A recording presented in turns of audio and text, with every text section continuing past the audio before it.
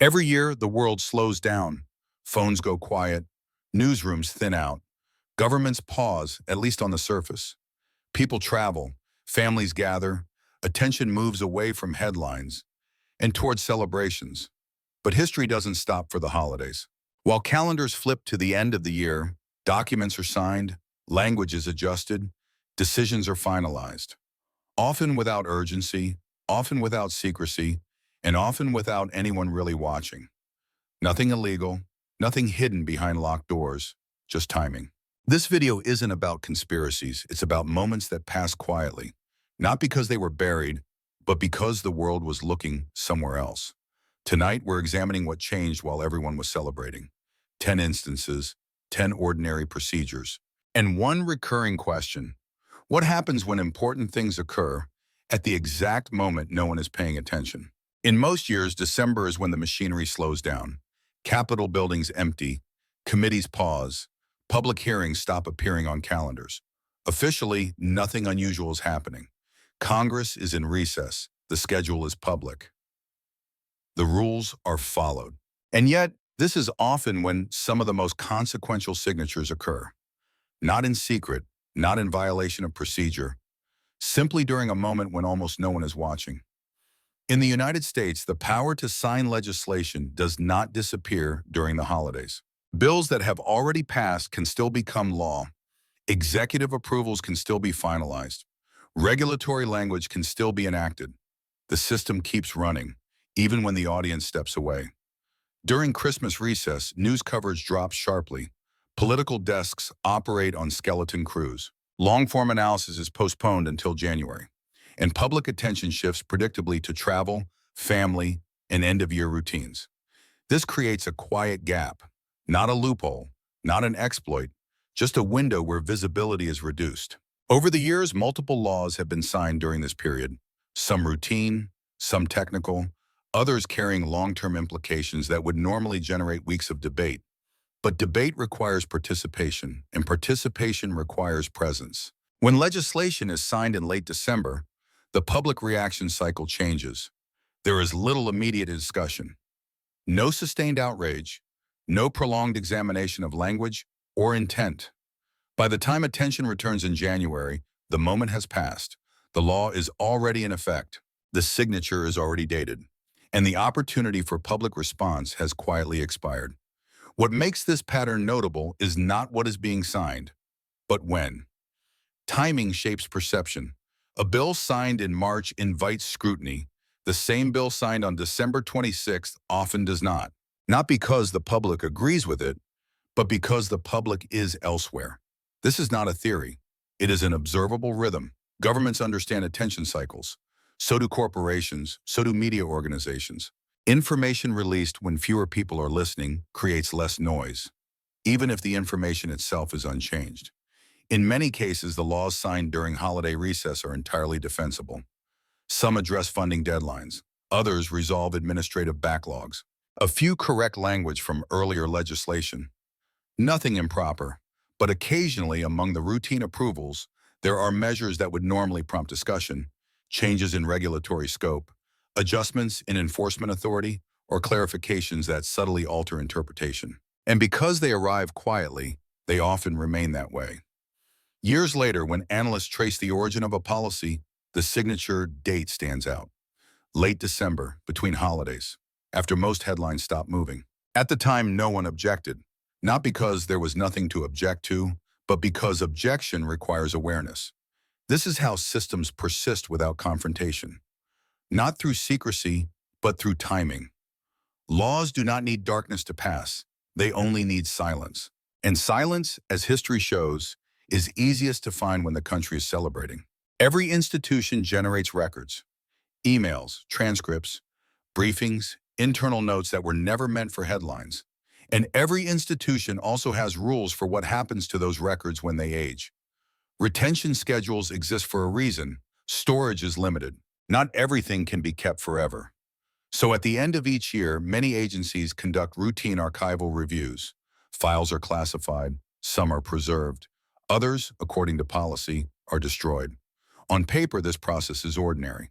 What makes it notable is not that it happens, but when. For intelligence and security agencies, year's end is a natural administrative breakpoint. Budgets reset, calendars close, reporting cycles conclude. It is also a moment when public attention is at its lowest. Holiday travel peaks, newsrooms reduce staff, oversight bodies pause non-essential sessions. And so, quietly, records disappear. Not burned, not hidden, not erased from history, simply removed according to schedule. Most of the time, these are routine materials, duplicates, outdated files, documents that have long since lost operational value. But the distinction between routine and sensitive is often contextual. A memo that once seemed insignificant can gain meaning years later. A transcript that appeared procedural can become relevant only in hindsight. Destruction ends that possibility. What is rarely discussed publicly is how timing affects accountability. When records are destroyed in March or April, the process may draw attention. Oversight committees are active. Journalists are present. Questions can be asked, even if the answers are mundane. When the same process occurs in late December, it passes almost unnoticed. Not because it is concealed, but because few are listening. Agencies are not required to issue broad announcements for every archival action. Internal logs are sufficient. Compliance is measured by procedure, not publicity. And so, the public rarely hears about these moments at all. Years later, when investigations or reviews seek historical clarity, gaps appear. Not accusations, not evidence of wrongdoing, just absences. The record ends here, the file no longer exists. And while this is entirely legal, it changes the texture of history. Because history is not only shaped by what is recorded, but by what survives. This pattern has repeated across decades. Different agencies, different administrations, different political climates. The process remains largely the same. End-of-year reviews, routine destruction, minimal attention. It is not secrecy that defines these moments. It is finality. Once a record is gone, it cannot be reinterpreted.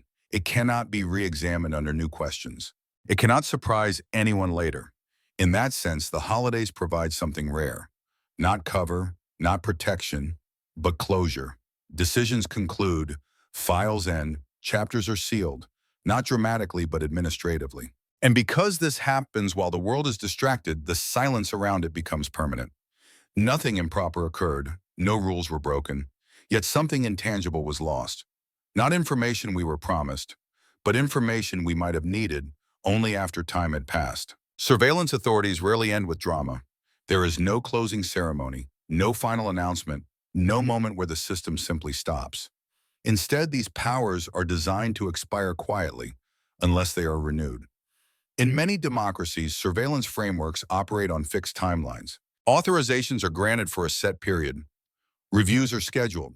Extensions require formal approval. On paper, this creates accountability. In practice, the renewal process often looks routine. By the time December arrives, the language is familiar. The procedures are known. The votes, if required, are usually expected. And so, near the end of the year, authorizations are extended. Not expanded, not redefined, renewed. What makes these renewals notable is not their existence, but their framing. The public rarely sees the original language again. What they encounter instead is a revised explanation. Words shift slightly. Collection becomes review. Monitoring becomes assessment. Data gathering becomes analysis.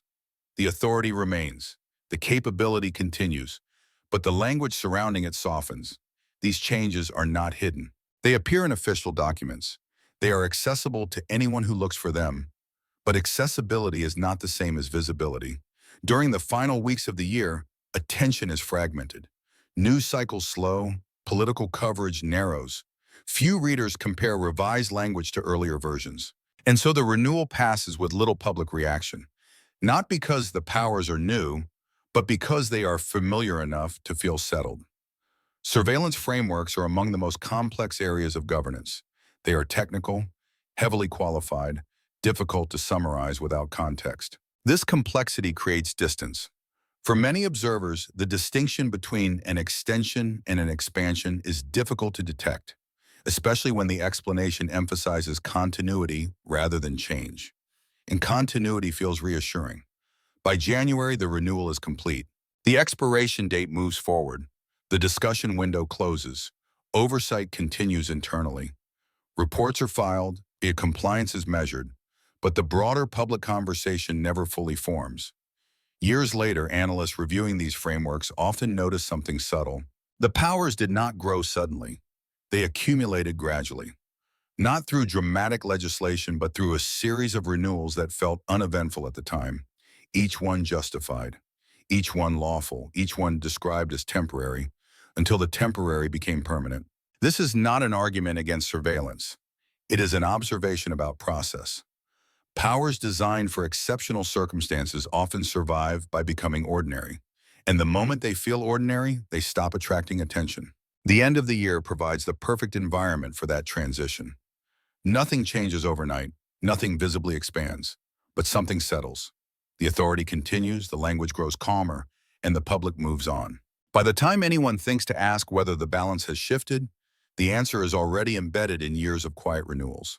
Military decisions rarely arrive as surprises. They are the result of planning cycles, briefings, risk assessments, and months of internal discussion. By the time a decision is announced publicly, it has usually already been made. What changes is not the outcome, but the timing of disclosure. As the year draws to a close, defense institutions enter a familiar rhythm. Operations continue. Command structures remain active, but public-facing communication slows. Press briefings become infrequent. Policy explanations are postponed. Announcements are deferred, not canceled, delayed. During the holiday period, some military decisions reach completion internally. Allocations are finalized. Strategic adjustments are approved. Operational conclusions are reached. But instead of being announced immediately, they are held. The reason is rarely secrecy. Military communication is shaped by context. Public understanding matters. So does stability. Releasing complex decisions during a moment of national distraction risks misunderstanding, or at the very least, incomplete attention. And so, disclosure waits. After the holidays, statements are issued. The language is measured. The tone is calm. From the outside, it appears as if the decision is new. But internally, it is already weeks old. This gap creates an illusion of sudden change. In reality, the change occurred earlier, quietly, without public reaction, without immediate scrutiny. By the time the announcement arrives, the window for influence has closed. Public debate is retrospective. Questions focus on explanation, not direction. The moment to respond has passed. This pattern is not unusual. Defense planning operates on timelines that rarely align with public attention. National calendars do not pause strategic processes. But when outcomes are shared only after periods of distraction, the public experiences them differently. Not as decisions in progress, but as facts already settled. This distinction matters. When choices are revealed as conclusions rather than considerations, engagement becomes limited. The conversation shifts from, should this happen, to why did this happen? And those are very different questions. Over time, this method of delayed disclosure shapes expectations. Military policy begins to feel distant, final, unreachable. Not because it is intentionally obscured, but because its moments of visibility are carefully chosen. The holidays provide a natural buffer, not a shield, but a pause. A period where attention is elsewhere, where reactions are muted, and where decisions can settle into place before being named. Nothing improper occurs, no rules are broken, the system functions as designed, but the effect is cumulative. When decisions are announced only after they are irreversible, public understanding lags behind reality. And by the time clarity arrives, the decision is no longer a topic of debate, only a matter of record. Apologies are rarely spontaneous. They are drafted, reviewed, rewritten until every word feels measured. By the time an apology becomes public, it has already passed through layers of approval. What often determines its impact is not sincerity, but timing. At the end of the year, attention thins. People are occupied with departures and returns. Offices close early, headlines shorten. This is when some of the most carefully worded apologies appear. Not hidden, not buried, simply released when fewer people are listening. Official apologies serve multiple purposes. They acknowledge error. They close chapters. They signal institutional awareness. But they also invite response, questions, reactions, follow-up demands. When an apology is issued during periods of high attention, it becomes part of a larger conversation. It is examined, compared, sometimes challenged. When it is issued near the end of the year, the conversation often fades before it begins. News outlets may report it briefly. Social discussion is limited. By January, the moment has passed. The apology remains on record, but its echo is minimal. This is not manipulation. It is an understanding of how public attention works.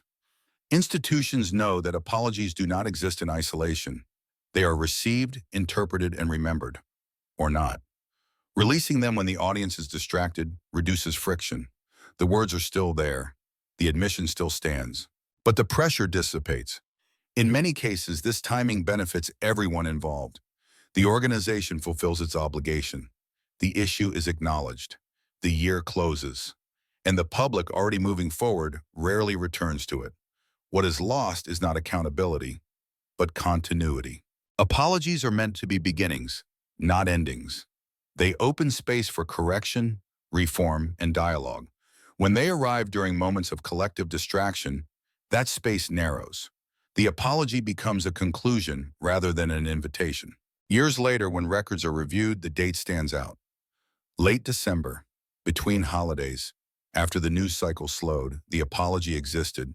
It was public, it was documented, but it did not linger. This pattern reflects something deeper. Public memory is shaped as much by timing as by content. Moments delivered at the wrong time, or perhaps the perfect time, pass without imprint. And so, some apologies fulfill their formal role but never fully enter the public consciousness. They close the file, they end the story.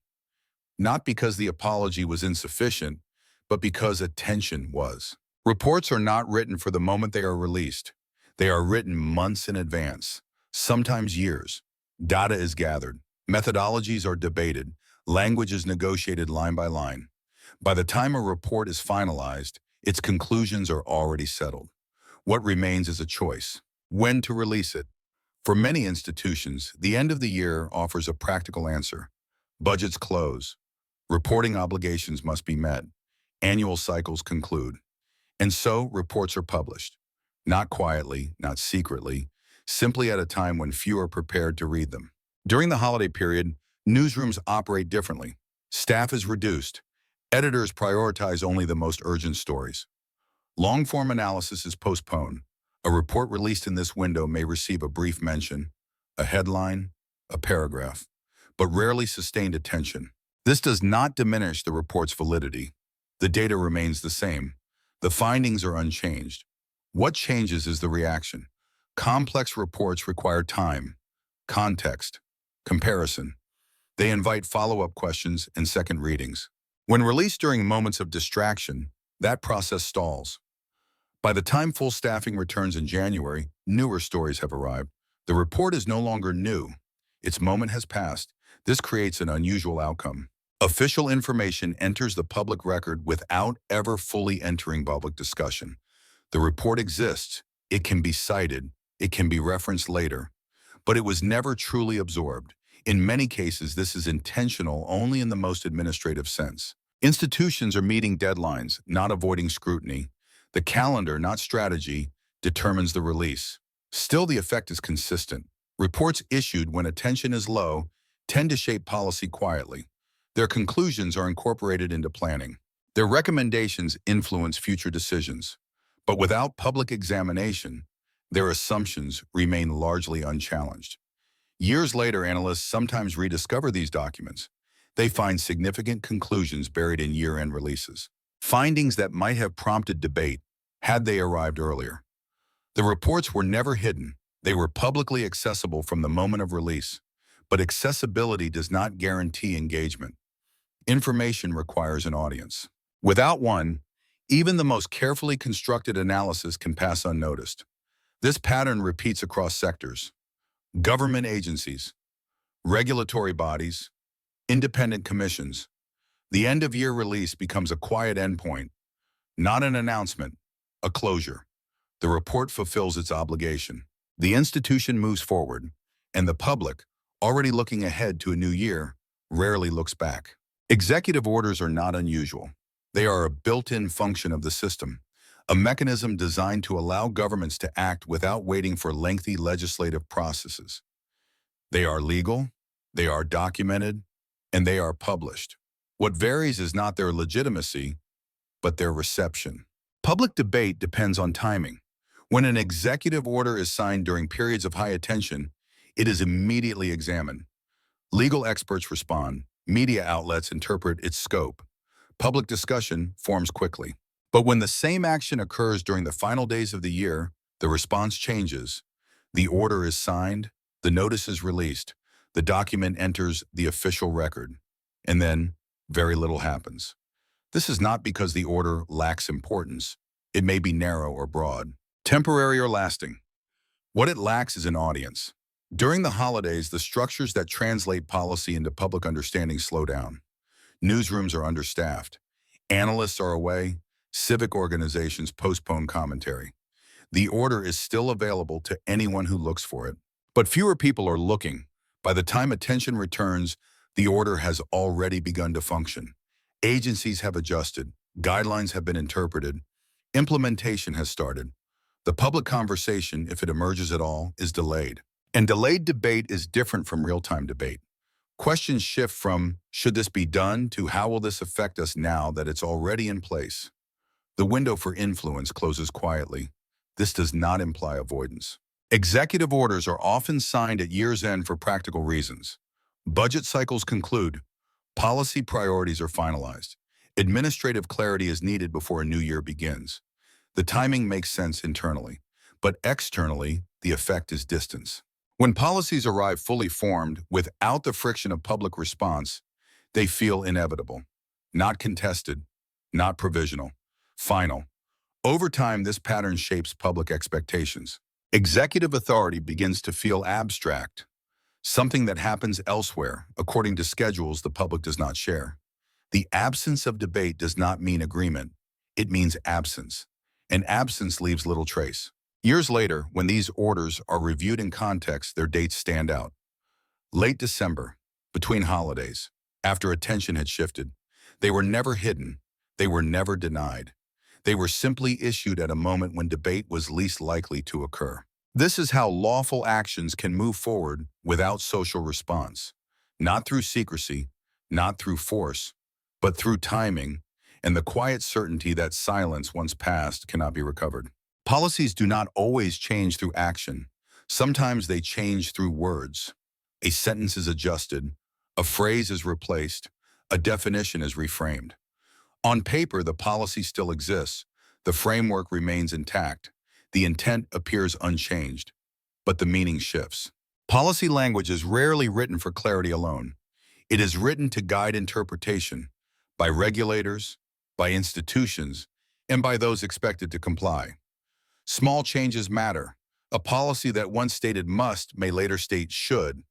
An obligation becomes a recommendation. An enforcement standard becomes a review process. These adjustments are not dramatic. They are procedural, often justified as clarification. What makes them notable is timing. Near the end of the year, policies are reviewed and updated. Annual assessments conclude. Future planning begins. This is when language is refined. The revisions are documented. They are published. They are lawful, but they rarely draw attention. During the holiday period, few people compare new language to old. Even fewer read appendices or revision histories. The changes are visible, but not visible enough to provoke reaction. In many cases, this is intentional only in the technical sense. Policies evolve. Language must adapt. Ambiguities are corrected. But language also shapes outcomes. When wording softens, enforcement shifts subtly.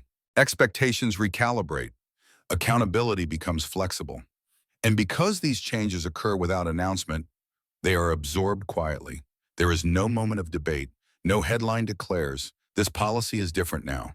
Instead, the new language simply replaces the old. By the time the public encounters the policy again, the softer wording feels normal. The previous standard is forgotten. This is how governance adapts without disruption. Not through reversal, not through repeal, but through revision. Years later, analysts reviewing policy trajectories often notice this pattern. The original policy appears strong, subsequent versions appear reasonable. Each change taken alone seems minor. But over time, the cumulative effect is significant. And because the process was gradual, there was never a clear moment to object. The end of the year provides the ideal environment for this evolution. Attention is low, resistance is minimal. The language settles. Nothing improper occurs. No deception is required. The system behaves as designed. But the words now mean something slightly different. And in policy, meaning is power. Not everything happens during the holidays. Some things wait until they are over. As the new year begins, attention slowly returns. Offices reopen, newsrooms refill. The public reorients itself toward headlines again. And this is when certain decisions finally appear. They are announced calmly, often framed as updates, sometimes presented as responses to recent developments. But in many cases, the decisions themselves are not new. They were finalized weeks earlier, during the quiet stretch between celebrations. What arrives in January is not the decision, but the disclosure. This timing matters. When decisions are announced after a period of distraction, the public experiences them differently. There is a sense of inevitability, of continuity, of something already in motion. The opportunity for early reaction has passed. Instead of asking whether a decision should be made, the conversation shifts to how it will be managed. The framing becomes practical rather than participatory. This pattern appears across institutions. Policies finalized internally in late December are unveiled in early January. Organizational changes are announced as fates accomplis. Strategic shifts are presented as natural progressions. Nothing improper has occurred. The decisions were made through established processes. The announcements follow protocol, but the sequence changes perception. Had the same decisions been announced earlier, they might have prompted discussion, questions, or resistance. Announced later, they feel settled. This delay creates distance between action and awareness. By the time the public engages, the internal machinery has already adjusted. Plans are underway, resources are allocated, timelines are set. Reversal becomes unlikely. What remains is interpretation. Institutions explain the rationale. They outline expected outcomes. They emphasize continuity and stability, and the public listens, but from a position behind the curve. This is not manipulation. It is an understanding of momentum. Once a decision is framed as the present rather than the future, it becomes harder to contest. The calendar does part of the work. The holidays act as a buffer, a space where decisions can solidify without immediate response. By the time celebrations end, the moment for influence has narrowed. History records the announcement date, but the true moment of change occurred earlier, in the quiet. This gap between decision and disclosure is subtle, but powerful. It shapes how change is perceived as something unfolding naturally rather than something chosen. And when change feels natural, it rarely feels negotiable. After the holidays pass, attention returns. The news resumes its pace. Statements are issued. Decisions are explained. And yet, some things remain exactly the same, not because they were resolved, but because they were never addressed. Every year, certain issues persist through the holiday season unchanged, not delayed, not revised, simply carried forward. They are acknowledged briefly, if at all, then folded back into routine. These are not hidden problems. They are known, documented, discussed in familiar language. What makes them notable is not their presence, but their endurance. While other actions occur quietly in December, these issues survive through silence. No announcement marks their continuation. No deadline forces resolution. They remain suspended between awareness and action. The holidays do not interrupt them, they normalize them. When the year ends without change, the absence itself becomes part of the pattern. People notice briefly, then attention shifts. By January, the issue feels old, familiar, already accounted for. This is how stagnation becomes stable, not through denial, but through repetition. Each year, the same concerns reappear. Each year, the same explanations follow. Complexity, constraints, ongoing review. Nothing incorrect, nothing dishonest, just incomplete. The system continues to function around these unresolved spaces. Policies adapt elsewhere. Language evolves. Decisions move forward. But these particular matters remain untouched. Over time, the lack of change reshapes expectations. The public stops asking when. It starts asking whether, and eventually it stops asking at all. Silence does not always mean ignorance. Sometimes it means familiarity. The issue becomes part of the background, present but no longer urgent. This is not failure in the dramatic sense. It is inertia. And inertia is difficult to challenge because it feels natural. Unlike sudden decisions or quiet renewals, unchanged conditions do not announce themselves. They persist by default. Years later, when historians review these periods, they often note what did change. New policies, revised language, updated authorities. But they also note what didn't. The same unresolved questions, the same deferred actions. And they recognize a different kind of decision. The decision to let something remain. Not because no one noticed, but because no one acted. As the year turns again, this pattern repeats. Celebrations end, attention returns, and the silence continues. Not as a mystery, but as a reminder that sometimes the most consequential outcome of all is not what changed while everyone was celebrating, but what didn't. History is often remembered for what shocked us, but just as often, it's shaped by what didn't notice us at all. Moments that followed the rules, actions that were documented, changes that were never hidden, only timed. This video wasn't about accusations. It wasn't about secrets. It was about attention, about how much the world can change while we're looking somewhere else. And maybe the real question isn't what happened during the holidays, but what continues to happen every time attention fades. If this kind of quiet history matters to you, the kind that doesn't shout, the kind that waits, you'll probably want to stay. Archive 9 documents.